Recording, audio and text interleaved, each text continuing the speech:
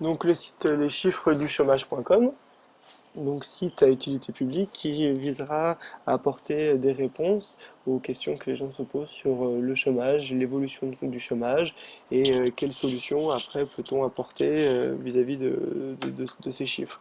Donc voilà, c'est un site à visée d'information dans un contexte où les médias, beaucoup de gens parlent et donc pour apporter un éclairage nouveau sur cette problématique.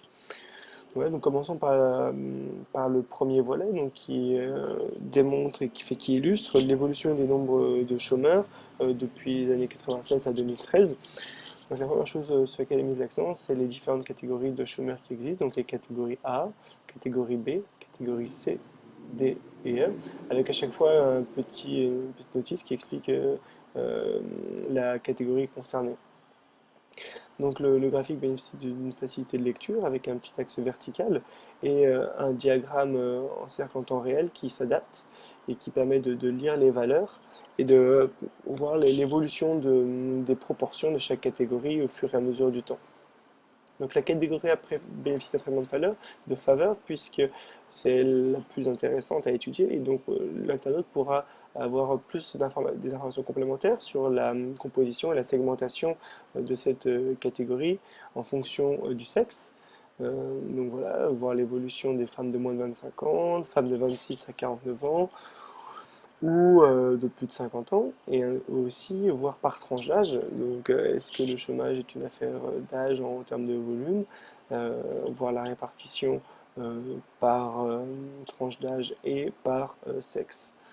Donc voilà, avec toujours le diagramme en temps réel qui se mettra à jour. On peut aussi revenir au graphique principal. Deuxième volet, les régions, qui permet de voir l'évolution du taux de chômage par région au fur et à mesure du temps. Donc voilà, avec une possibilité de naviguer dans le temps et de voir que voilà, les régions les plus touchées, donc Nord-Pas-de-Calais, Midi-Pyrénées et PACA, constituent toujours les régions les plus touchées par le chômage.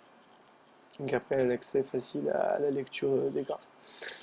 Et enfin, un troisième volet sur le potentiel d'offres disponibles avec une fenêtre glissante qui permettra de voir et d'ajuster sur à une échelle de temps donné combien d'offres non pourvues ont été déposées à Pôle emploi, c'est-à-dire la différence entre les offres collectées et satisfaites.